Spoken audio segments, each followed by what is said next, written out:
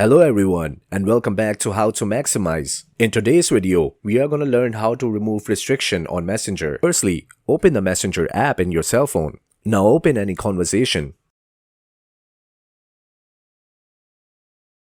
Now we are testing out if that person can still message you. You are receiving the messages. That means that person is unrestricted. Now I'm going to restrict him. Tap on the profile icon on the top of the chat. Now scroll down. Here in the privacy and support section, you will see the restrict option.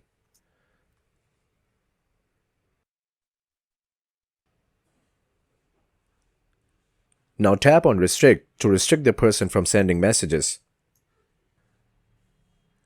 Now you cannot receive messages from this person. Now go to the Messenger app and click on your profile icon. Now scroll down. Here you will see the privacy and safety option. Click on that. Here you can see the restricted accounts.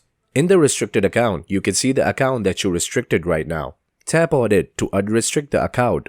Here you will see the unrestrict option. Tap on that. And there you go. This account has been unrestricted. Subscribe to the channel. See you next time.